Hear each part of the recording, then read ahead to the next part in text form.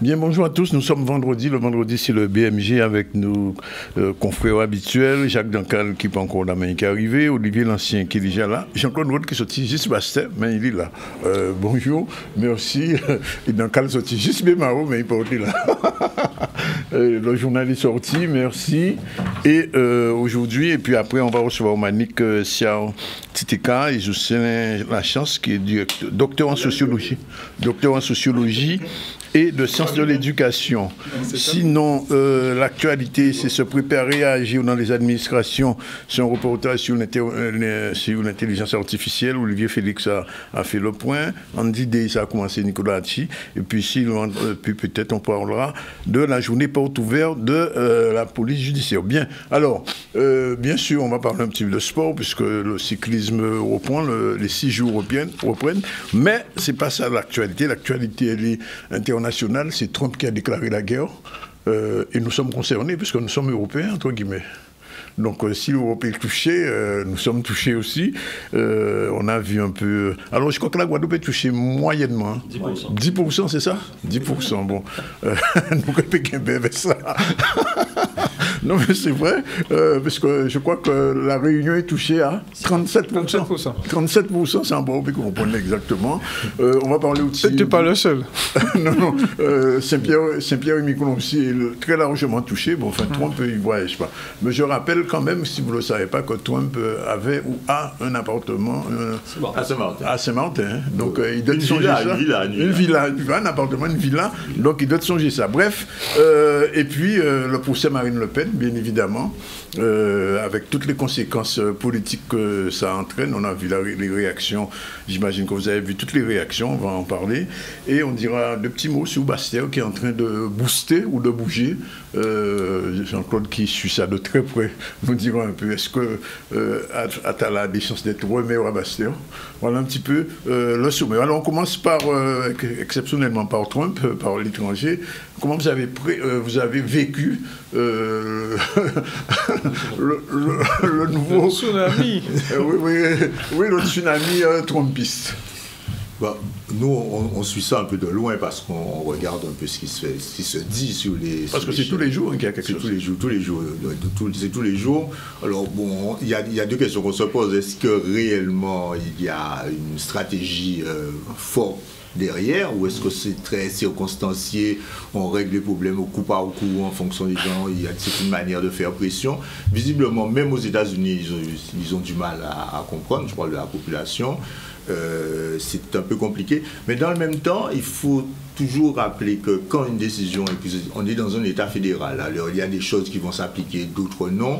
On se dit combien de temps ça va tenir, quelle va être la réaction des réels des autres pays, parce que pour l'instant on entend des cris d'orfraie, tout le monde babille, mais est-ce qu'il y aura réellement des actions? Je ne sais pas, personne ne va tenter. Tu veux dire, est-ce qu'il fera marche arrière par rapport à... non, mais les autres, est-ce que les autres vont avoir une action forte, à la limite tenter d'envahir les États-Unis? Je ne sais pas. Mais en tout cas, pour l'instant, on est, tout le monde regarde avec circonspection, se disant mais qu'est-ce qui se passe vraiment? Quel va être l'impact? Beaucoup supposent que les impacts sur la société américaine vont être tels que Trump va être obligé de réagir. Mais c'est vrai que j'ai entendu un économiste dire hier, de toute façon, il peut très bien la semaine prochaine moduler, dire des choses peut-être pas contraires, mais très différentes. On le voit bien concernant les Outre-mer. On ne sait pas quelle échelle il utilise pour nous classer, puisqu'on est à 10%, d'autres sont à 37%. Bon, à Saint-Pierre-et-Miquelon... Non, il a fait de fleurs à la Guadeloupe, hein, il faut admettre. Oui. Mais bon, on suppose que dans un certain nombre de pays, il fait un peu attention. Peut-être qu'il reproche aussi à Saint-Pierre-et-Miquelon la période de la prohibition. aussi. Mais en attendant, ça devient un peu ubuesque. Hein. On ne sait pas vraiment si c'est une fumée qui est mise en place pour cacher autre chose, ou est-ce que ces mesures de rétorsion sont réelles. Je crois qu'il faut que nous on regarde ça avec beaucoup de distance. Ça reste quand même le peuple américain. Ils ont eu un président récemment élu, d'ailleurs assez brillamment. Ils sont 300 millions. Je ne pense pas qu'il y ait 300 millions de chrétiens aux États-Unis, comme il n'y a pas 300 millions. Oui, mais en fait, ce qu'il faut noter quand même, c'est une attaque vers l'Europe qui est assez lourde. Qui est assez lourde. Alors, c'est un règlement de compte, mais je pense que ça va faire ça va être l'occasion de négocier, puisqu'on voit visiblement les réunions qui se font, les entreprises. Parce qu'il faut bien se rappeler, c'est Mitterrand qui disait que l'État n'est pas actionnaire de Total, mais Total est actionnaire de l'État. Oui. Ce sont les multinationales elles-mêmes qui vont proposer des solutions au gouvernement. Donc, j'imagine que des tas de négociations vont se tenir dans les jours qui viennent et que c'est un coup de pression, mais qui ne va pas durer. Sinon, de toute façon, à ce moment-là, on irait vers une guerre, forcément, parce qu'une guerre économique, c'est une vraie guerre. Alors, sur le plan local, pour commencer par là, alors 10% pour la Guadeloupe. Certes, la Guadeloupe ne fait pas partie de l'espace Schengen de l'Europe, donc la liberté de circulation des marchandises, 10%. La vraie question, c'est de se demander quelle est la balance commerciale de la Guadeloupe vis-à-vis des États-Unis. Qu'est-ce que la Guadeloupe exporte aux États-Unis? Bon, c'est de l'alcool, du rhum, mais est-ce que ça représente une énorme quantité? Un peu de sargasse aussi. Dans notre PIB, c'est pas lourd. Oui, voilà. Ça, c'est pour la Guadeloupe et pour la boutade. Bon, j'entendais tout à l'heure que Donald Trump a assez vertement pris à partie le président de la Fed, la Banque centrale oui. américaine, parce qu'il n'a pas baissé les taux directeurs, ce qui provoque de grosses difficultés aux États-Unis. Le président de la Fed lui a répondu qu'il était trop tard et que les choses étaient lancées et qu'il fallait s'attendre à de grosses perturbations au niveau des États-Unis. Emmanuel Macron, de son côté, a lancé ce matin une contre-offensive contre les États-Unis en demandant aux entreprises françaises de ne plus investir aux États-Unis et d'être solidaires, d'avoir un patriotisme français vis-à-vis de la France par rapport aux États-Unis. Est-ce que ça va fonctionner quand on sait que les centres économiques sont plus vers les États-Unis que vers Paris? Bon, on va voir. Ça va suivre. Jean-Claude. Alors, en fait, bon, il y a plusieurs aspects dans cette affaire. Bon, je vais peut-être commencer par ce qui excite un peu beaucoup de personnes. C'est le taux, justement, qui est appliqué à la Guadeloupe et à la Martinique. J'ai vu des gens qui réagissent déjà en disant ben, c'est peut-être l'occasion de servir un peu de plateforme de réexpédition. Pourquoi pas profiter de cet écart, de ce gap entre les taxes. Ça ne marche pas. Ben non, mais ça ne peut pas marcher. Il y a des problèmes logistiques qui font que de toute façon ça ne peut pas marcher. Mais au-delà de ça, moi je pense que c'est simplement une erreur administrative des conseillers. Ben, écoutez, on est d'abord un territoire qui est soumis, on est un département français, on est soumis aux mêmes règles, on n'est même pas... c'est même pas pareil que Saint-Pierre-et-Miquelon, qui ont une autonomie que nous, on n'a pas. Et donc, si par exemple, tout à l'heure, vous avez dit que le président Macron a demandé aux entreprises de ne plus investir aux États-Unis. Mais s'il décide comme ça, qu'il décide qu'on n'exporte plus aux États-Unis, les Guadeloupéens ne pourront plus exporter aux États-Unis. On est soumis à la législation française. Donc moi, je pense que c'est une erreur d'écriture qui a fait qu'on nous a placés au même niveau que les autres États de la Caraïbe. Parce qu'en fait, le taux de 10%... Oui, je sais. Mais, oui, Marco Rubio. Mais le taux de 10%, en fait, c'est le taux qui a été appliqué à quasiment toutes les îles de la Caraïbe. Ouais. Donc, nous, on est au milieu. Donc, on nous a mis le même taux sans aller chercher à savoir voilà, quel est notre statut. D'ailleurs... Tous les observateurs sont assez dubitatifs sur le mode de calcul de ces taux. Vous savez, on s'attendait au départ dans un... comment vous dire ça? Dans une réflexion aboutie d'économistes qui vont essayer de voir pays par pays ou alors secteur par secteur, comment faire pour établir une barrière tarifaire qui soit rentable, ou en tout cas productive pour les États-Unis. Mais en fait, ils n'ont pas fait ça du tout. Ils ont fait une règle de 3, ils ont pris le déficit de chaque pays, ils ont divisé par le montant des importations, et ils ont divisé ça par 2. Donc ça n'a aucune consistance. Oui, mais en fait, ça n'a aucune consistance. Parce que, par exemple, le taux qui est appliqué à l'Europe, il est appliqué aux 27. Ouais. Or, les 27 n'exportent pas et n'ont pas la même balance commerciale avec les États-Unis. C'est complètement différent. Par exemple, l'Italie est plus proche de Trump. Et l'Italie exporte beaucoup aux États-Unis. Oui. C'est le deuxième marché d'exportation. Et ça n'a rien à voir avec, je ne sais pas, la Hongrie, la Grèce ou d'autres pays européens. Donc, on voit bien que il y a un problème quand même de consistance. Ceci dit, il faut aussi revenir au fond, c'est-à-dire qu'est-ce qu'il veut faire. Et qu'est-ce qu'il veut faire? À mon avis, la première chose qu'il veut faire, c'est de casser la mondialisation. Je crois qu'il veut revenir, sachant que les États-Unis, les États-Unis sont en puissance militaire économique, il veut rétablir des relations bilatérales avec chacun de façon à pouvoir mieux asseoir sa puissance plutôt que d'intégrer des blocs, que ce soit les relations avec l'Europe, les relations avec le Pacifique, etc. Et sa deuxième obsession, il ne faut jamais l'oublier, c'est la Chine. Oui, c'est surtout la Chine. C'est la Chine. Et d'ailleurs, vous avez vu la réaction du président chinois. Elle m'a semblé être un peu plus intelligente que celle des autres. C'est que non seulement, ils ont mis un taux identique pour les importations les chinoises en provenance des États-Unis, mais c'est à peu près un sixième de ce que la Chine exporte aux États-Unis.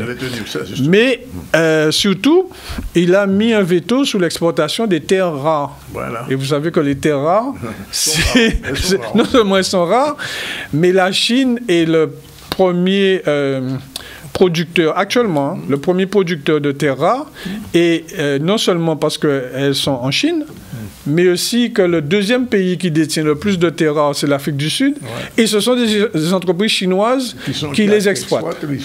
Donc ça peut avoir beaucoup plus d'impact sur l'économie américaine, qu'une guerre frontale, j'augmente mon taux, tu baisses ton taux, etc. Après, on sait tous, tous les économistes savent que ce genre de pratique à long terme, non seulement c'est nocif pour tout le monde, mais ça ne tient pas la route. Si vous avez bien observé les réactions sur le marché américain, il y a deux choses qu'il faut voir. La première, c'est la bourse qui a plongé.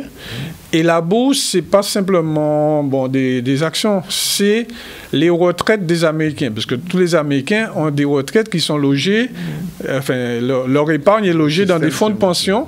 Et c'est ces fonds de pension qui leur reversent non seulement la retraite, mais également la sécurité sociale. D'accord?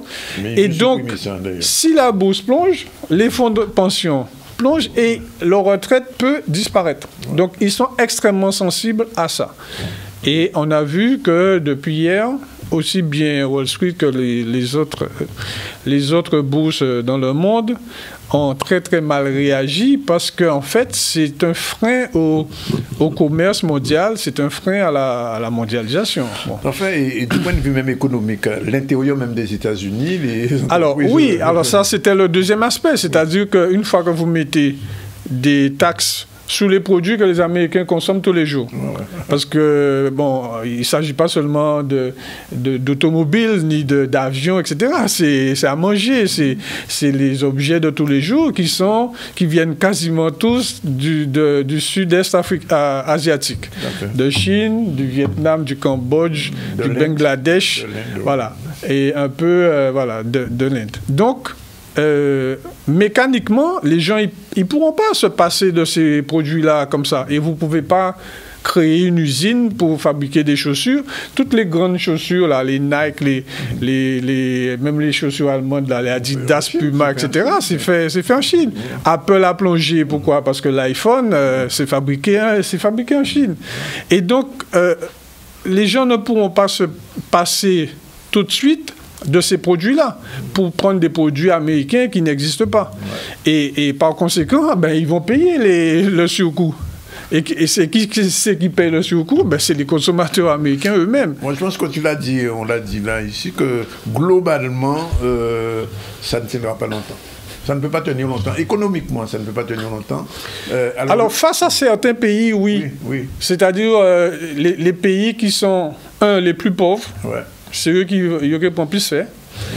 Les pays qui sont les plus isolés, qui ne font pas partie d'alliances, ceux-là, oui, ils vont beaucoup souffrir, surtout s'ils commercent avec les États-Unis. Bon, on risque d'avoir par contre un recentrage, c'est-à-dire forcément dans l'immédiat, là, beaucoup de pays vont simplement recréer des circuits et des groupes. C'est vrai qu'autour de la Chine, de la Russie, de l'Inde, parce qu'en réalité c'est une guerre de positionnement qui va se mettre en place. Tu as noté que la Russie n'est pas concernée. Oui, tout à fait. Oui, parce qu'elle est déjà sous, enfin pas embargo, mais elle subit déjà des sanctions un peu à tous les niveaux. Ceci dit, je crois que je vais regarder les chiffres, le commerce de la Russie avec les États-Unis l'année dernière était quand même largement supérieur entre le commerce entre l'Ukraine et les États-Unis. Tout à fait. Oui, tout à fait. Les bons comptes font les bons amis. Comme et du coup, je ne sais pas si vous avez remarqué, du coup, ce qui s'est passé hier, on a totalement oublié l'Ukraine. On ne parle plus de l'Ukraine, des négociations avec l'Ukraine. Et c'est ça, moi je pense qu'au-delà de tout, qu'on le dise ou pas, Trump c'est un bon communicant. Mais oui, mais en plus, il communique, si vous observez bien, toi tu parles anglais depuis très très longtemps, son vocabulaire est très très limité. Très limité, même pas. Et donc c'est beaucoup d'impact, forcément beaucoup d'impact. Un narratif très précis. Voilà, c'est très limité. Oui, il a un très gros fait pour signer. Mais je crois que bon, ça fait partie un peu du personnage, ça a toujours été le cas. Et tout à l'heure, justement, tu parlais de la réaction des politiques, pas des politiques, des grosses entreprises, des multinationales, mais il ne faut pas oublier que lui-même, il est une multinationale. Donc il raisonne comme ça. Et il ne peut pas raisonner comme le ferait un chancelier allemand ou un président. Voilà, c'est ça. Alors, ce qui est quand même surprenant, je ne sais pas si vous l'avez remarqué, c'est que les démocrates sont mieux. Très silencieux. Ils ont prévu une manifestation. Ah, ils ont prévu une manif? Je crois que, ils ne se sont pas encore remis de la défaite de Kamala Harris. Parce que la défaite, elle est... 2 mois quand même. Hein. Oui, non, ça fait que 2 mois. Le 26 janvier, ça fait que 2 mois. Non, la défaite, elle remonte à novembre. Voilà, mais lui, il est en place depuis le 26 janvier, ça fait que 2 mois. Hein. Et il a déjà, révolutionné le monde entier. Mais non, les démocrates, à mon avis, ils sont encore sous le choc. Parce qu'en plus, pour l'instant, ils n'ont pas trop d'alternatives. Voilà, c'est ça. Et ils n'ont plus de moyens de pression. Puisque... Bernie Sanders, 89 ans, c'est lui. Oui, c'est ça. C'est ça. Et ils n'ont pas trop de levier politique, puisqu'ils sont minoritaires dans les deux chambres. Ils attendent les midterms, ils attendent les élections de mi-mandat. Ce qui est intéressant dans ce qui se passe là, c'est que tout à coup, tout le monde lit la réalité des échanges économiques. Parce que je ne suis pas sûr que les Français savaient qu'ils avaient autant d'entreprises françaises installées aux États-Unis ou ailleurs, parce qu'ils n'en parlent pas. Parce qu'il y en a autant au Brésil. Est-ce qu'on sait, par exemple, que la Poste, par exemple, fait un énorme chiffre d'affaires? Ce sont eux qui gèrent le transport de colis au Brésil. La Poste française.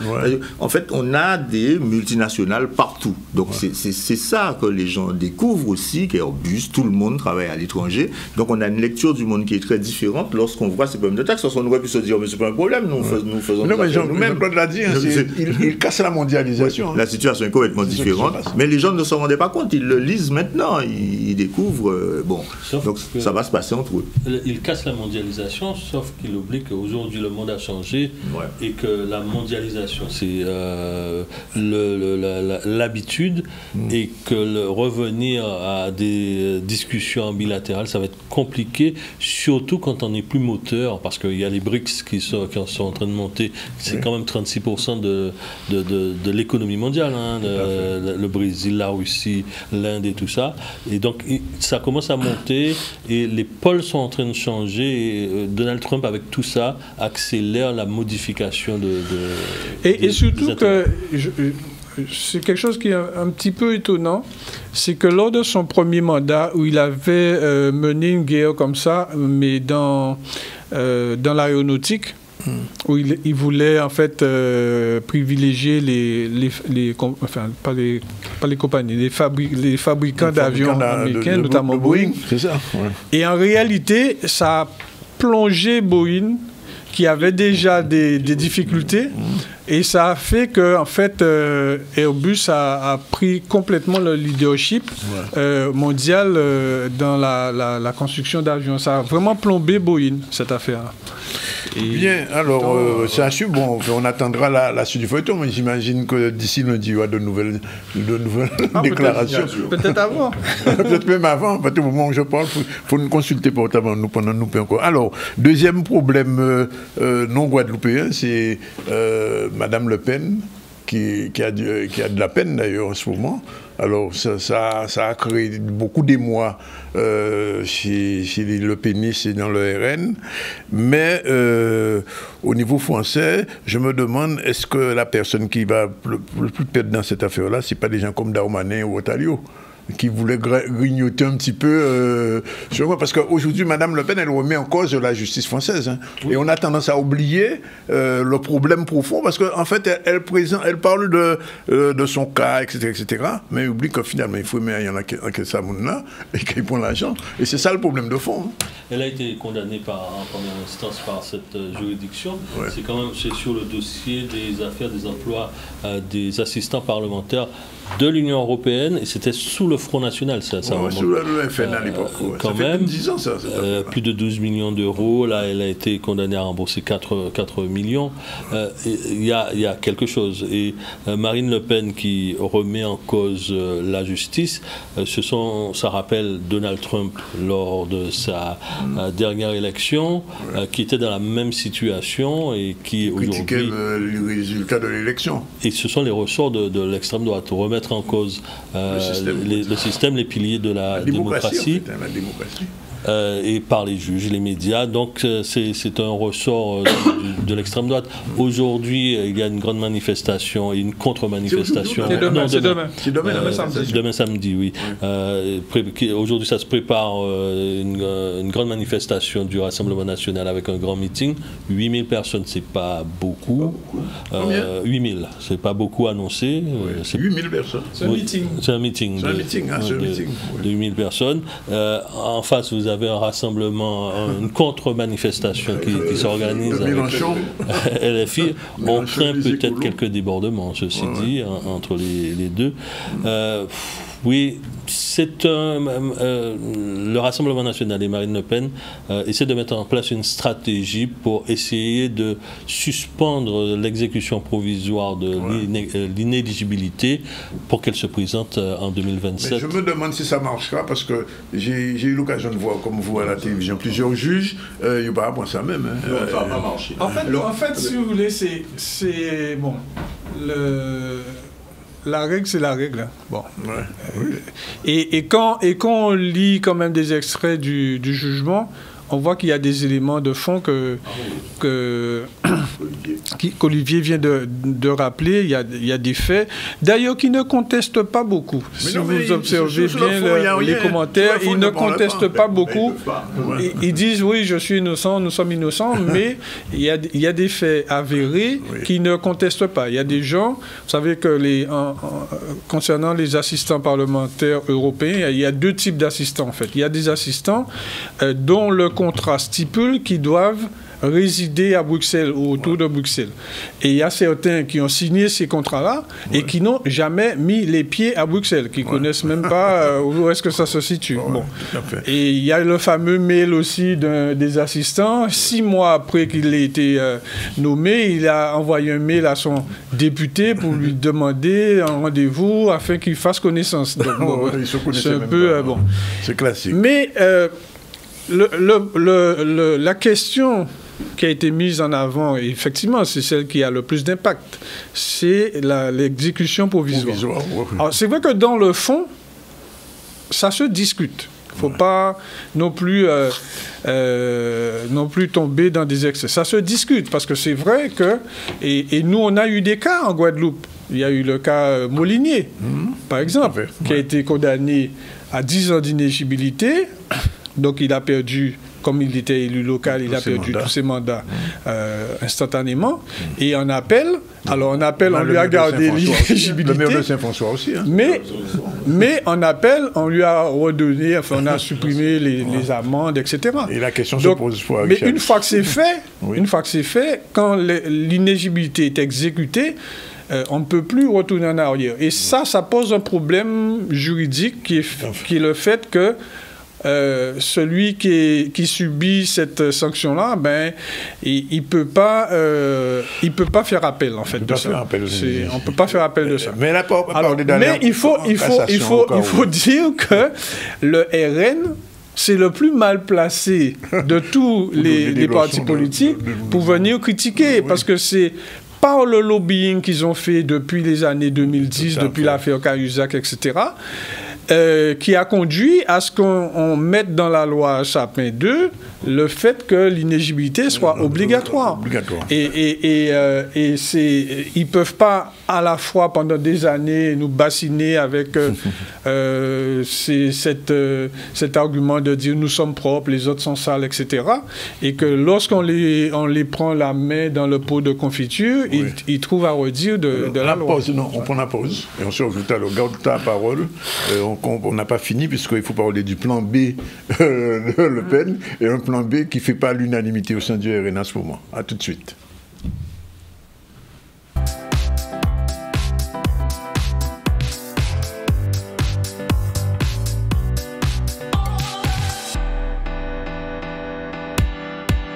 Revenu avec vous. Alors, je rappelle que nous sommes avec Jacques Dancal de Nouvelle Semaine. On va en parler tout à l'heure avec Olivier Lancien du journaliste Le Guadeloupe Première, de Jean-Claude Roth du Progrès Social. Et on devait recevoir une consoeur de la Martinique qui s'est excusée à la dernière minute, qu'on n'a pas pu avoir, mais nous craignons notre fois. Alors, avant de passer à la revue de presse habituelle, 2 petits mots quand même sur le plan B de Le Pen. Est-ce que c'est un plan M ou un plan B? Alors, d'après les déclarations unanimes de tous les dirigeants du RN, tant qu'ils n'ont pas épuisé le plan A, ils passent pas au plan B. Il n'y a pas de plan B. Bon, ceci dit, on a vu ce que ça a donné durant la procédure. Il y a une espèce de jusqu'au boutiste dans la stratégie judiciaire même que le RN a employée au cours de cette procédure-là. Je pense qu'il a nuit à la qualité des relations qu'ils ont eues avec le tribunal et qui a peut-être conduit à ce que les sanctions soient un peu plus sévères que ce à quoi ils attendaient. Et cette façon de faire et de penser qu'ils sont tout puissants, ça risque de leur jouer des tours, d'autant plus que ils se dirigent vers... Bon, ils ont fait appel. Donc, il se dirige apparemment vers une audience, enfin, un jugement coup d'appel pour le mois de mars-avril 2026. Ce qui aurait... Un an avant les élections. Mais tout ça, c'est très hypothétique, parce qu'on ne sait pas du tout ce que la cour d'appel peut décider. Non, tout à fait. Et il n'est pas dit que... Voilà, surtout si... Je ne sais pas si vous avez écouté Bardella hier sur LCI, mais il reste sur la même position. Leur argument de défense est strictement identique, d'après ce qu'il a dit. Donc, ce n'est pas gagné d'avance pour eux qu'ils soient complètement relaxés et blanchis. Alors, prenons l'hypothèse où Mme Le Pen est écartée. Alors, c'est Maréchal ou Bardella, à votre avis? ça sera... J'ai entendu quelque chose d'assez bizarre hier. Je vous le dis, vous avez dû entendre ça, que dans le clan Le Pen, il faut être Le Pen pour pouvoir aller aux élections. Et Bardella, non, Le Pen, c'est pas Bardella, Le Pen. Pas d'accord. Maréchal, elle est Le Pen.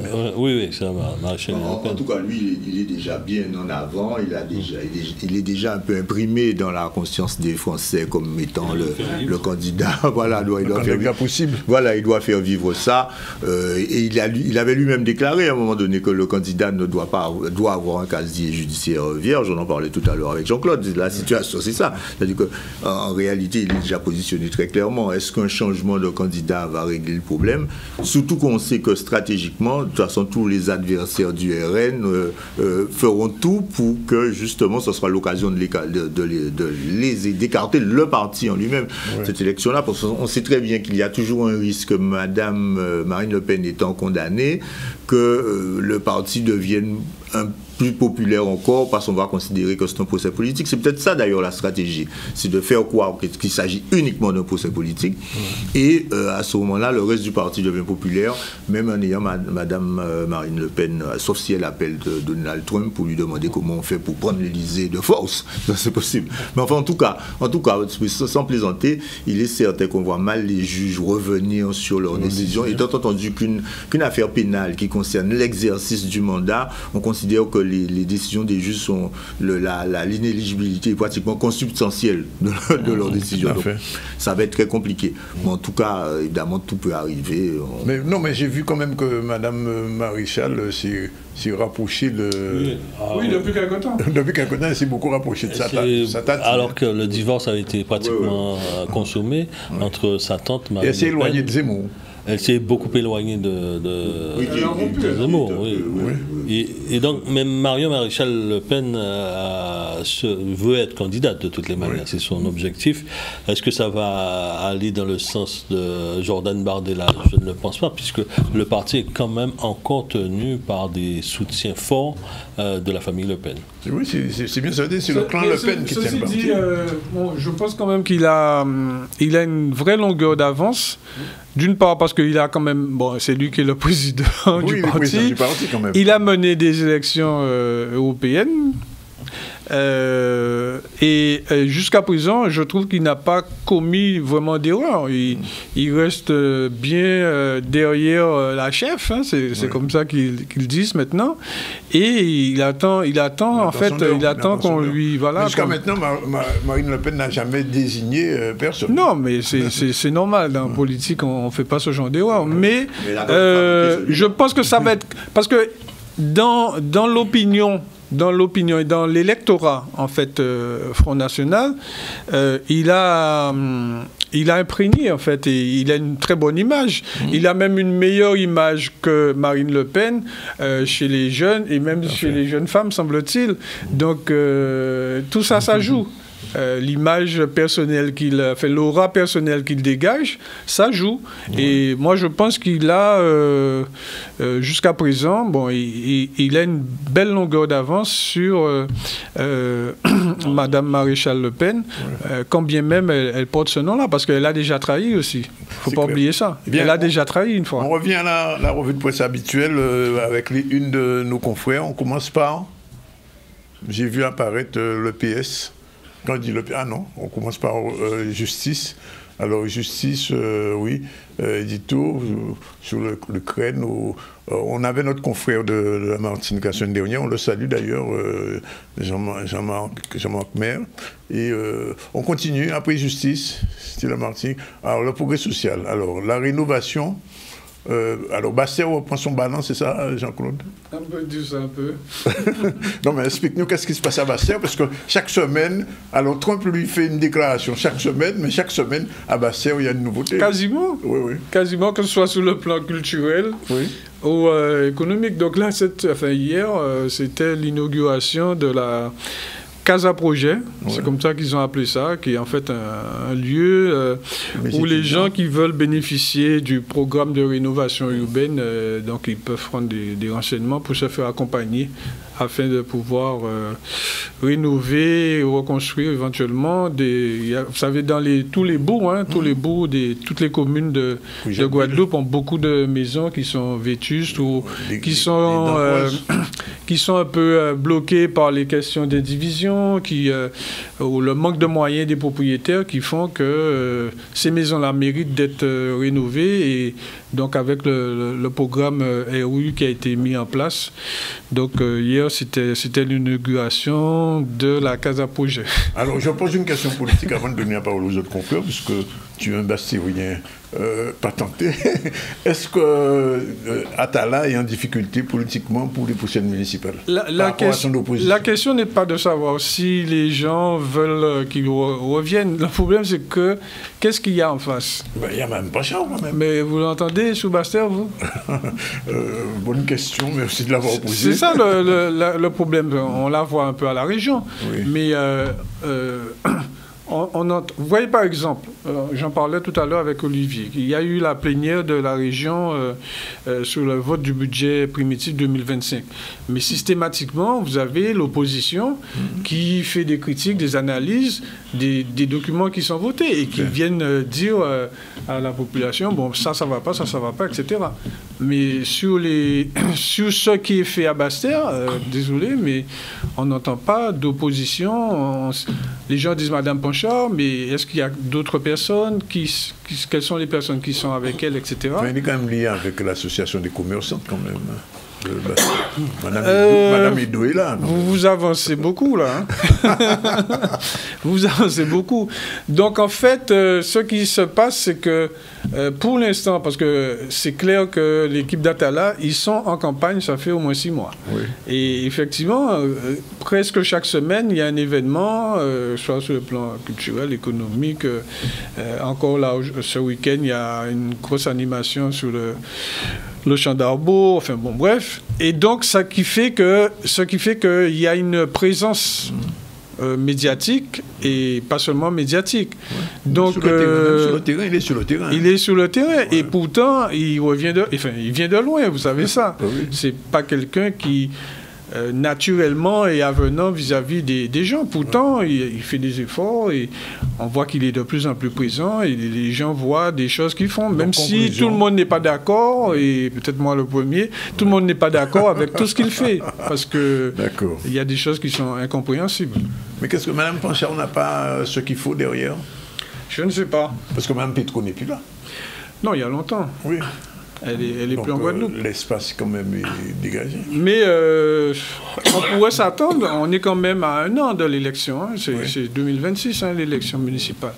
Donc on aurait pu s'attendre, comme on le voit déjà dans d'autres communes à côté, on voit que les opposants au maire en place, ils commencent à faire parler d'eux, à faire des réunions, à réagir aux actions du maire, etc. Mais sur Bastère, non. On continue la revue des unes. Alors, nouvelle semaine, la semaine de la presse, les médias sont l'avenir du monde. Alors, c'est la semaine de la presse qui dit ça ou c'est une nouvelle semaine?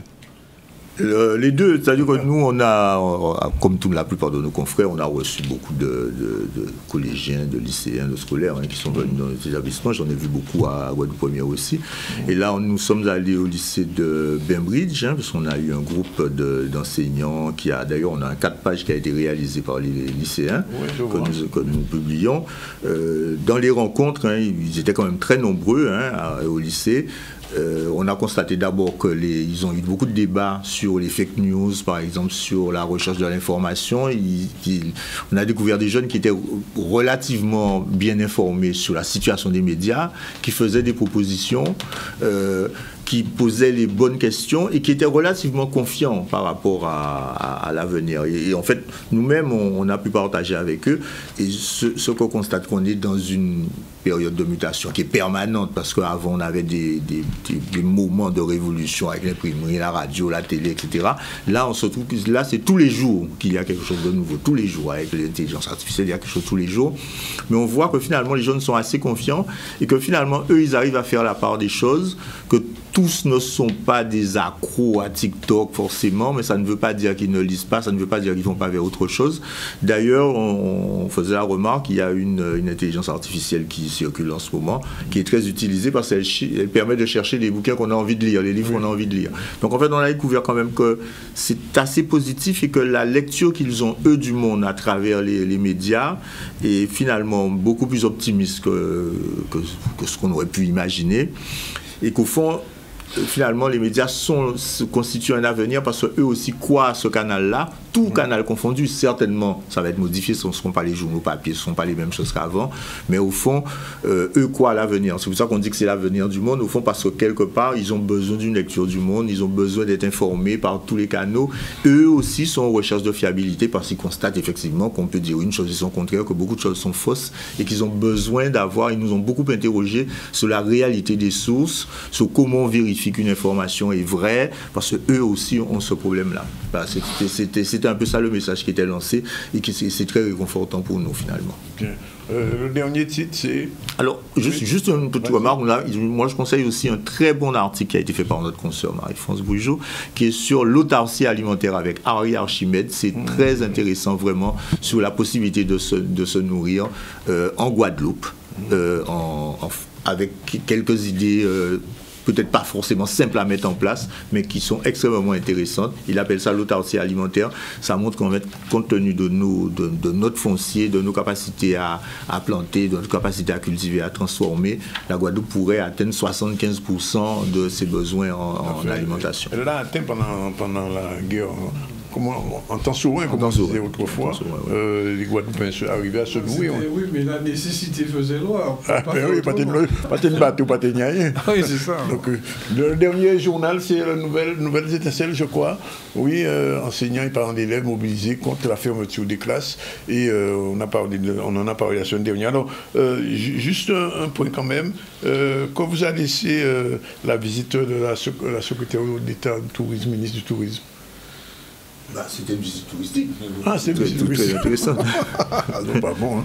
Ah, c'est une visite touristique, d'accord. Elle a fait le tour de tous les sites. Bon, elle n'a rien promis de particulier. Elle a rencontré des professionnels. Je pense que c'était quelqu'un qui a beaucoup d'empathie, hein, qui politiquement a l'habitude. C'est comme la présidente du Parti radical. Elle sait y faire. Ouais. Et je pense qu'elle a fait un grand tour, comme la plupart des membres du gouvernement qui viendront en ce moment. Ils vont. Je ne dis pas qu'ils vont. Prévus, là. Mais oui, le logement. Le logement qui est prévu. Ouais. Immédiatement, il y en a deux qui viennent. Il n'y a pas que le logement. Je crois qu'il y a une autre. D'aucuns diraient qu'il y a une campagne qui se prépare. Oui, on termine avec Fonsantilles, c'est ça? On a là une Fonsantilles. Voilà. Le logement et le handicap. Le photographe abusé et ses modèles féminins accusés de viol.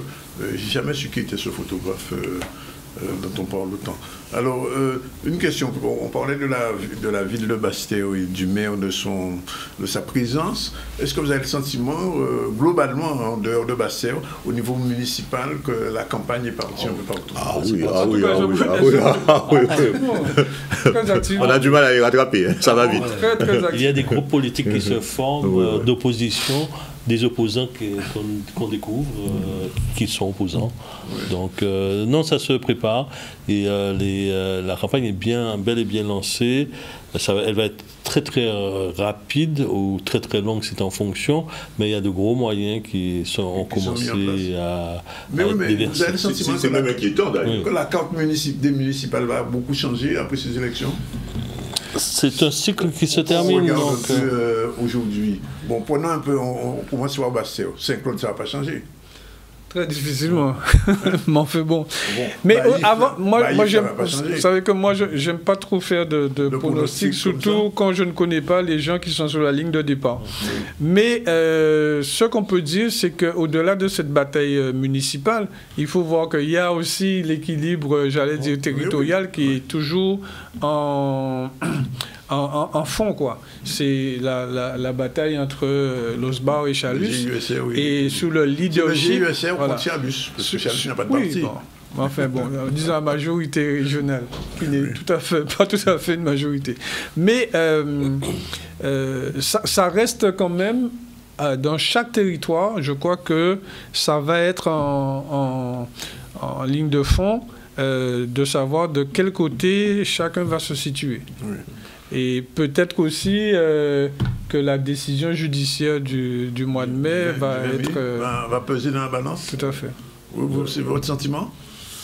En tout cas, oui, forcément ça va jouer parce que ça veut dire que les soutiens qu'on peut attendre de l'un ou de l'autre, ça va jouer forcément. Mais ce qu'on remarque aussi, c'est que finalement la crise économique actuelle n'a pas beaucoup d'impact sur les dépenses et les prévisions des... On voit qu'il y a un vrai... Le budget du conseil général, enfin départemental, bon, il est toujours aussi stable. Oui, alors non, le département c'est resté stable. La région c'est un autre problème, mais globalement dans les communes on voit qu'il y a un grand dynamisme tout à coup, il y a beaucoup de choses. Alors c'est vrai que le département aide beaucoup dans un certain nombre de communes, il y a beaucoup de travaux qui se font. Contre-pays, c'est ça? Voilà, alors il y a beaucoup de choses qui se font. Contre-pays, tout à fait. Contre-pays, voilà. Oui. Il y a beaucoup de choses qui se font. Hier ou avant-hier. Voilà, il y a beaucoup de choses qui se font, donc il y a un vrai dynamisme. Bon, ça peut être inquiétant pour après, parce qu'une fois que les élections seront passées, on ne sait pas dans quel état seront ces collectivités là. Gosier, puisque l'élection a lieu dans ce Ah oui, c'est la semaine prochaine. Ça va être compliqué. Ça va être compliqué. Est-ce que madame... écoutez, la dernière fois, ça s'est joué à une bouteille d'eau. À une bouteille d'eau, à une voix. À une voix. Oui. Donc, oui, c'est très difficile Sans de dire, ça. de savoir est-ce qu'il y aura des défections d'un côté ou de l'autre. Ouais. Alors, là, peut-être que les négociations sont... Oui, elles ont commencé depuis très longtemps, je pense. Et en général, le sortant est toujours un peu privilégié puisqu'il a pu négocier plus longtemps et faire un peu plus de promesses. L'autre n'en a pas. Donc on imagine, bon, on ne sait pas, mais c'est très difficile, comme disait Jean-Claude tout à l'heure. Une dernière question sur les municipales. Est-ce qu'il y a un endroit, une commune où ça va être plus chaud qu'autre part? On regarde il y en a plusieurs. Les Abîmes, aux Abîmes, ça va être compliqué. À Trois-Rivières, Trois-Rivières, ça va être difficile. Difficile pour Francisque. Le sortant, oui, il va devoir. Oui, ça va. Il y a une forte opposition. Il y a une forte opposition. Il y a Fosta, il y a le retour de Dorville, qui a toujours une capacité de... Dorville qui soutenait Francisque. Oui, mais qu'il a très vite lâché. Il l'a lâché. Oui, parce que bon, il ne pouvait pas être d'accord. Il revient partout maintenant, Dorville. Oui. Donc alors on peut dire Trois-Rivières, bon, pas Bastien, pas Saint-Claude, pas... Aux Abîmes, ça peut être... Goubert, non, Goubert, c'est calme aussi. Alors, on nous dit que c'est compliqué à Goubert, mais a priori, on se demande bien pourquoi. Parce qu'il y a des communes où, globalement, on se dit, mais bon, tout se passe plus ou moins bien, la commune n'est pas dans un déficit extraordinaire. Bémao, effectivement. Ce sera animé à Bémao. Surtout que visiblement la mairesse actuelle va se représenter. Et Pointe-à-Pitre aussi. Pointe-à-Pitre aussi. Pensez quoi, Pointe-à-Pitre, ça va être chaud? En tout cas, il y a une opposition très active à Pointe-à-Pitre. Est-ce que le maire est en difficulté? C'est pas très sûr, mais en attendant, il y a une opposition très active. Et la succession de Madame Carabin au Moule. Au Moule, oui, ça peut être, oui. Elle ne se représente plus? Je ne sais pas. Mais elle n'a rien dit. Elle n'a pas dit ça. Elle n'a rien dit encore. À DL, le problème se pose. Officiellement, Madame Marc ne revient pas, mais ça veut dire que ça peut être compliqué. Mathiazin va remplacer un autre. Oui, il y a Mathiazin, mais il y a aussi le conseiller départemental sortant, enfin, il n'est pas sortant pour l'instant, il est là. C'est Fred Goubin, il y a Fred Goubin, on ne sait pas si M. Valliot va revenir. Alors ça, ce sont des petites communes, là, ça peut être plus compliqué parce que d'une famille, il suffit d'une famille qui bouge un peu comme la Désirade ou à Saint-Louis ou à Capester, voilà. C'est ça. Ça ne bougera pas beaucoup, sauf peut-être à Saint-Louis. Oui, Saint-Louis, c'est un petit peu compliqué, visiblement. Un peu compliqué, mais bon. Mais bon, globalement, en général, ça n'a pas tellement changé. Chaque fois, à chaque élection municipale, il y a relativement peu de communes. En moyenne, c'est 20% des maires qui changent. Et je crois que l'avant-dernière élection, ça avait été moins, ça avait été autour de 12%. Donc, il y a forcément une primo sortant qui est... Comme tu dis, c'est le match avant le match. Il faut noter aussi que cette année, contrairement aux autres années, on a eu quand même beaucoup de communes qui ont réussi à rétablir leurs finances. Voilà, Donc tout on à a fait, beaucoup une moins de situation, communes voilà. qui sont en déficit chronique depuis longtemps. Oui, c'est ça. Il y a pas de... En tout cas, les questions purement financières ne peuvent pas être essentielles dans cette campagne-là parce que globalement, les situations se sont beaucoup Bon, messieurs, merci. Alors, je rappelle aux téléspectateurs, achetez les journaux, parce qu'on fait ça aussi pour donner une visibilité à nos confrères de la presse écrite. Remet les couvertures de Nouvelles Semaines, de Progrès Social, de l'Étincelle, parce que c'est important. Je le disais, les médias sont l'avenir du monde, mais pour l'avenir du monde, il faut acheter. Oui, tout à fait. Alors, Progrès Social, mais oui, c'est vrai. Alors, justement, on a annoncé, comme tu vois, dans la une, la prochaine organisation, le 27 mai, d'un mémorial Robert Geoffroy, que vous connaissez tous. Et ce sera la première manifestation. Ce sera à Bastère. Ça sera à Bastère, parce que c'est où il avait battu, c'est où il avait battu ses records. Donc ça va bouger entre Gourbert et Baïf, en gros. Je te rappelle que j'ai. Non, c'est en mer. Lui, j'ai invité Pierre-Emmanuel qui viendra. Pierre-Emmanuel viendra en parler. Oui, j'espère. Prochainement. Bien. Merci, messieurs. Voilà, il est 13h28. J'attends nos prochains invités et je vous remercie. Jean-Claude, on te retrouve dans combien de temps? Une quinzaine. Dans une quinzaine. Bon, sinon. Pour nos deux confrères là, je ne pose pas la question, ils sont prisonniers. Ils pourraient nous demander. Voilà, 13h20, voilà, c'est la pause et puis on se retrouve tout à l'heure pour nos prochains invités. Et je vous remercie d'être venus. Il n'y a pas eu de femme aujourd'hui. Il a failli avoir une femme, mais enfin bon, qu'il y ait une femme la prochaine fois, pas occupée. Nathalie qui a fini congé. Elles se font désirer, comme d'habitude. Oui, elles se font désirer. Toutes les femmes se font désirer. Bon, allez, c'est fini.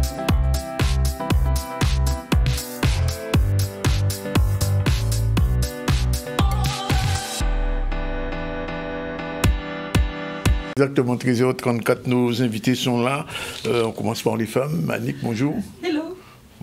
Bonjour, madame, comment s'appelle cette dame que je vois souvent le lundi? Tu me vois trop souvent, peut-être. Oui, sans doute. Sylvie Rosier, je vais rappeler. Hein. Oui, voilà, madame Rosier. Madame Audrey Girard, bonjour. Bonjour. Et, désolé, monsieur Lachance, vous êtes le dernier cité. Et vous arrivez de la Guadeloupe, puisque vous êtes chercheur en sociologie, spécialiste des usages numériques chez les jeunes et également, vous êtes aussi l'invité d'un colloque qui aura lieu demain. On voit le premier sujet d'actualité très rapidement, ça va vous concerner.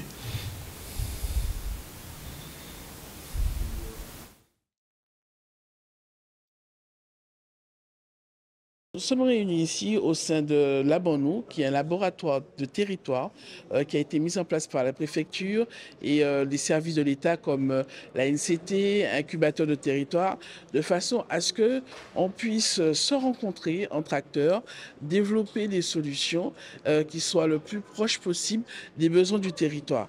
Et ça, c'est un besoin qui était réel, identifié. Et avec cette démarche de Labanou sur le territoire, mais on va vers du concret. Non seulement il y a des rencontres pour apprendre, échanger, mais on va aussi aller vers des solutions concrètes de mise en œuvre de l'intelligence artificielle, comme de l'innovation, comme de solutions qui soient intéressantes pour le territoire et au service de la population. Aujourd'hui, les sujets du numérique, de l'IA sont omniprésents. Et au niveau des collectivités, il y a énormément, les collectivités de l'État, il y a énormément de choses, de synergies qui peuvent être mises en place pour pouvoir développer et innover ensemble.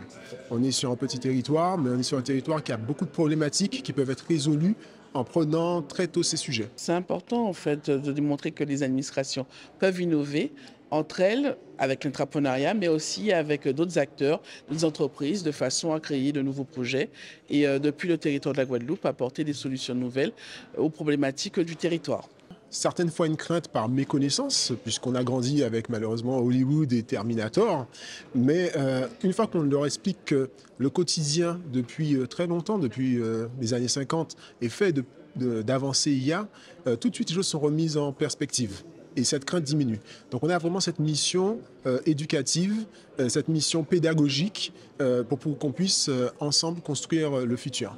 Ce qui est très important à comprendre, c'est qu'à côté de l'IA générative qu'on connaît tous grâce à ChatGPT, il y a ce qu'on appelle l'IA neurolinguistique, c'est-à-dire qu'on doit prendre en compte les questions de langage.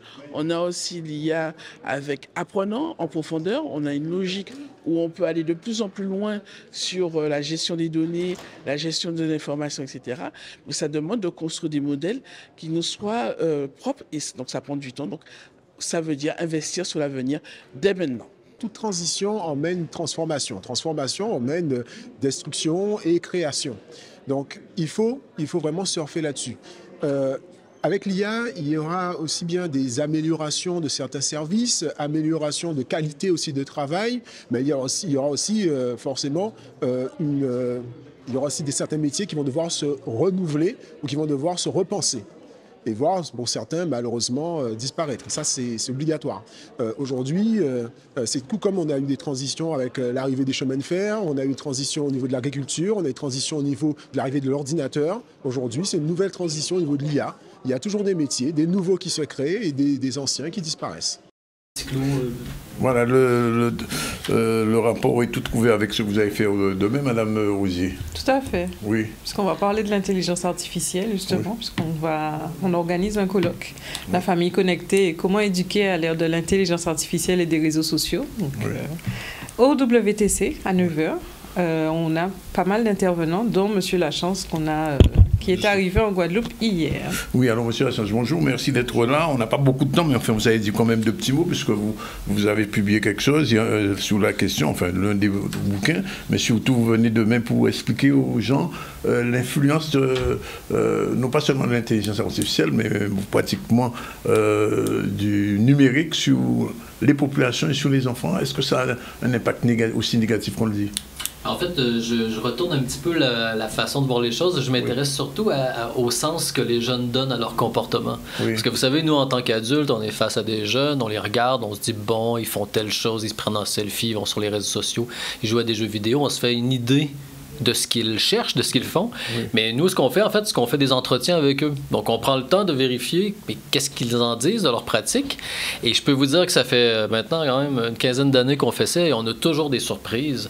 Et on apprend beaucoup de choses et on voit qu'il y a des choses très importantes qui se jouent derrière leur pratique numérique. Ça permet de comprendre un peu l'attachement de façon différente parce que de l'extérieur, on va dire « Ouais, ils sont scotchés, ouais, ils sont addicts, ils sont ci, ils sont ça. » Nous, on se rend compte finalement, qu'on prend le temps de les écouter, qu'il y a des choses qui se jouent à d'autres niveaux. Vous voulez dire qu'on a une mauvaise vision de... Ben, on n'a pas toujours une mauvaise vision, mais des fois, on peut se tromper dans l'interprétation. C'est très humain. C'est des ados qu'on côtoie, c'est des gens qu'a priori on aime, mais on peut se tromper sur ce qui se joue. Et vous savez, il y a toujours des surprises, en fait. Je vous donne un exemple très concret. Une fois, il y avait une jeune fille, elle racontait pourquoi elle prenait des selfies. Et je lui demandais, mais est-ce que tu as déjà pris un risque avec un selfie? Puis elle me regarde, elle dit, ah oui. Mais quand je dis ça, vous, tout le monde ici, vos téléspectateurs, ils imaginent toujours tout de suite le risque qu'elle a pris. Et là, je lui dis, mais c'était quoi ton risque? Je sais pas pour vous, mais on imagine toujours que ça va être une photo un peu osée, ou qu'elle prenait un selfie d'elle au bord d'un ravin et qu'elle était prête de tomber. Et elle me dit, ah oui, la première fois que j'ai pris un selfie en public. Et là, je lui dis, ah bon? Pourquoi? Oui, ben j'ai fait la même réaction que vous. Et là, je me suis dit, mais qu'est-ce qui se passe? Et elle me dit, ah oui, parce que la première fois que j'ai pris un selfie en public, j'ai osé montrer à mes amis que j'avais autant de valeur qu'elle. Et là, tout d'un coup, vous voyez, un univers de possibilités qui s'ouvre. Ça nous enseigne l'humilité, en fait. Madame Girard, je vous pose la question. Les parents d'élèves se sentent très concernés par ce colloque? Ah, entièrement, c'est important, c'est une question très très importante pour nous. On le voit depuis donc, le Covid, les écrans se sont multipliés dans nos vies, dans la vie de nos enfants, de nos jeunes. On voit l'IA, on ne sait pas comment l'appréhender. Et donc du coup, ce type de colloque, c'est sûr que c'est une réponse à nos questions et on attend beaucoup donc, de cette journée organisée donc, par l'Appel Académie pour pouvoir répondre à nos questions, nos interrogations, pouvoir nous accompagner pour la suite et pour aider nos enfants à appréhender donc, ces différents outils qui sont là aujourd'hui et qui font partie intégralement de nos vies. Donc, il ne faut pas rater le colloque demain. Ah non, surtout pas. Donc, chers parents, si vous n'avez pas encore pris vos places, allez-y. Allez-y. Il en reste encore? Il en reste encore, pas beaucoup. Pas beaucoup. Mais du coup, il faut qu'ils se dépêchent. Les places sont sur Hello Asso. Ils tapent Hello Asso, famille connectée, et ils vont nous retrouver pour en prendre leur billet. Alors, Monsieur Lassan, je reviens vers vous parce que vous avez l'un de vos bouquins, c'est La famille connectée, mais avant, vous avez fait un livre que je n'ai pas lu, malheureusement, le titre m'interpelle, Les images terroristes, c'était quoi? Oui, c'était dans la foulée des attentats où on se posait la question comment les jeunes recevaient ces images. Et donc, on a essayé de s'intéresser à voir, mais qu'est-ce qui se joue? Et puis, on s'est rendu compte, en fait, qu'il y a évidemment des inquiétudes. Et puis, ce qu'on voit, c'est que de plus en plus... il y a beaucoup de jeunes qui sont laissés à eux-mêmes avec les images et souvent on arrive trop tard, c'est-à-dire on arrive après C'est-à-dire, on arrive quand les problèmes ou les manifestations de troubles apparaissent. Et donc, l'ouvrage, mais d'autres aussi, ça veut dire quoi? Ça veut dire, mais il faut se souvenir que la parole adulte, elle est attendue, elle est nécessaire. Et que parfois, il faut prendre le temps de peut-être juste être présent un peu avant pour voir, mais qu'est-ce qui se joue, qu'est-ce qui se trame, en fait, dans ces émotions, dans ce rapport aux images. Mais alors, quel est le message qu'on peut donner aux parents aujourd'hui par rapport à ce que vous dites, à la famille connectée? Le premier conseil, c'est de venir au colloque demain, déjà, hein, ça c'est sûr. Mais franchement, on se rend compte que, vous savez, il y a une tendance aujourd'hui, c'est qu'en tant que parent, aujourd'hui, c'est particulier, c'est qu'il y a des traces numériques. On peut avoir on peut géolocaliser ses enfants, on peut avoir accès à des choses qu'ils mettent sur Internet, etc. Et on se rend compte que de plus en plus, on a tendance à interroger nos jeunes à travers les données. Et on oublie peut-être parfois, mais en tout état de cause, qu'on a une place, on peut parler de ces choses-là. Souvent, le numérique, ça nous montre que les jeunes ont des vraies questions sur leur identité, sur des choses qu'on connaît, sur des questions sur le corps, sur la puberté, des choses où, vous voyez, qui sont pas très nouvelles, mais souvent, on se laisse impressionner par les technologies en tant que parents parce que nous-mêmes, on est un peu loin de ça ou déconnectés. J'ai envie de dire, les parents ont toute leur place pour parler de ce qui se joue derrière le numérique. Et je pense que c'est la première chose qu'on doit se rappeler collectivement. Rendez-vous demain à partir de 9h, c'est ça? C'est ça. 9h. Il est 13h44, très rapidement, on revient à quelque chose qui n'est pas numérique, mais enfin qui n'est pas très loin, c'est l'audiobook générique de Manic, c'est parti. Oui, on va y arriver. Je pensais à autre chose.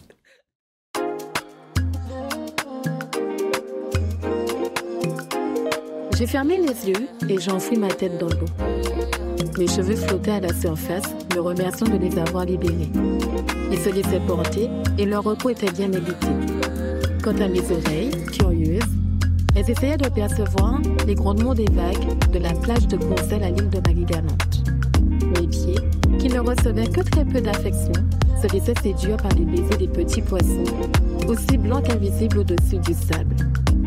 Le courant frais venait rafraîchir mon corps de temps en temps, et dans mes pensées, je laissais des images défiler. J'imaginais qu'un vol de malfini rasait l'eau. Leur pêche semblait bonne, il était bientôt 17h30.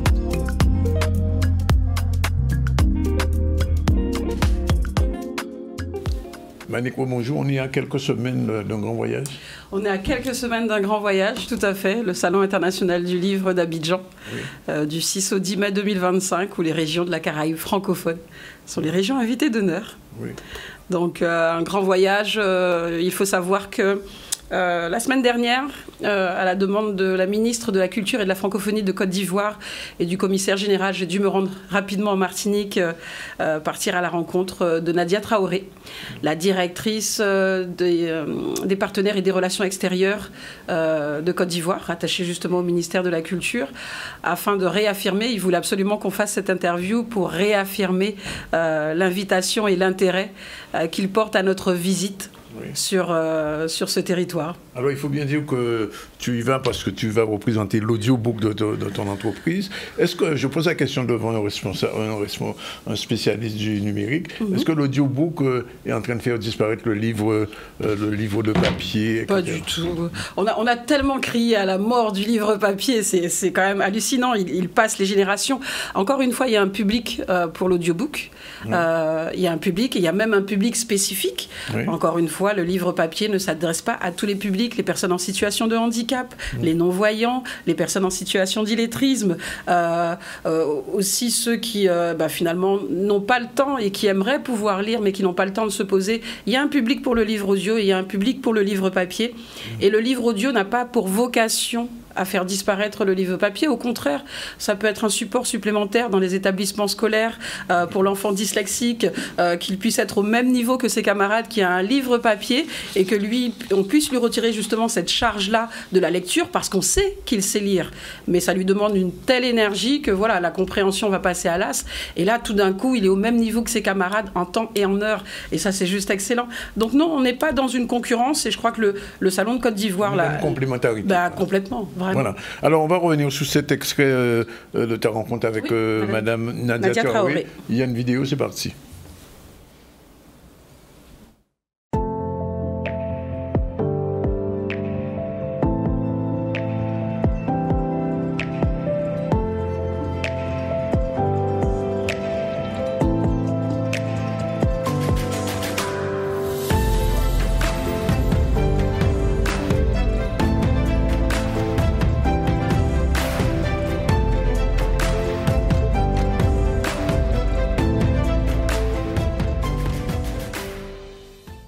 Pour la première fois, les régions de la Caraïbe francophone sont invitées d'honneur au Salon international du livre d'Abidjan, qui se tiendra du 6 au 10 mai prochain en Côte d'Ivoire. Un moment historique rendu possible grâce à une relation tissée avec patience, constance et passion. Aujourd'hui, nous avons le plaisir de croiser les regards de deux femmes. Madame Nadia Traoré, directrice des partenariats et des relations extérieures du ministère de la Côte d'Ivoire, et Manixiar Titeka, fondatrice de la maison d'édition inclusive Une Voix, Une Histoire, fidèle du salon depuis bientôt 4 ans. Cette invitation officielle de la Guadeloupe et de la Caraïbe francophone au Salon du Livre d'Abidjan représente déjà beaucoup pour le gouvernement ivoirien. C'est le signe d'une réconciliation avec la mémoire intérieure et nul besoin de rappeler que l'Afrique et la Caraïbe entretiennent des liens forts de par leur histoire commune. En Côte d'Ivoire particulièrement, grâce aux efforts de l'État, depuis les années 90, de nombreux chercheurs, des personnes de la culture ont travaillé pour tisser des liens entre la Caraïbe et la Côte d'Ivoire. Et plus récemment, sur notre projet de route des personnes mises en esclavage, la Côte d'Ivoire a réaffirmé son intérêt pour cette fraternité lointaine. Et l'invitation de la Caraïbe francophone comme région invitée d'honneur n'est rien d'autre qu'une preuve supplémentaire de cette fraternité et de cet intérêt-là. L'éditrice guadeloupéenne Manixiar Titeka a participé aux 3 dernières éditions du SILA. En 2021, elle s'est singularisée en étant tout d'abord la seule professionnelle caribéenne à s'être investie sur ce grand rendez-vous littéraire. Son autre point fort était déjà à l'époque d'être innovante en proposant le livre audio à un public encore novice. Je me retrouve dans une industrie du livre papier où moi j'arrive avec des casques et où on nous surnomme le stand où il n'y a pas de livre mais où tout le monde va. Parce qu'effectivement c'est de l'innovation et très rapidement le salon s'est rendu compte de la plus-value qui était apportée par ce type d'édition de livre audio, mais aussi l'intérêt que portaient les scolaires lorsqu'ils venaient visiter le stand. Vous venez d'où? Quelle est votre histoire? Que finalement leur rappeler que c'est aussi notre terre, qu'on est les arrière petits-enfants, et de voir que finalement ils ne sont pas si éloignés de nous. La Côte d'Ivoire, ils parlent créole. On peut entendre nous aller dans les stands. Donc voilà, ils ont un rapport au zouk très particulier. Kassav a fait son premier concert en Côte d'Ivoire. Donc une évolution très très favorable pour qu'on en arrive justement à une invitation officielle. Parce que pendant 3 ans, c'est une initiative privée, l'initiative de ma propre maison d'édition, avec toujours la volonté, même si je suis basée en Guadeloupe, de rappeler que nous sommes caribéens et donc de venir avec d'autres auteurs, pas uniquement guadeloupéens, mais faire effectivement participer des auteurs de la Martinique comme Fabrice Théodose, Makanja, Jude Duranty qui nous a accompagnés également. Et là, cette année, on aura Malik Duranty avec nous. Cette singularité-là, je l'aperçois à travers les formes d'oralité. Justement, le fait que, par exemple, nous, en Martinique, on ait un double langage, une double langue à l'usage quotidien, mais aussi dans les communautés africaines, on le voit, il y a souvent cette double langue.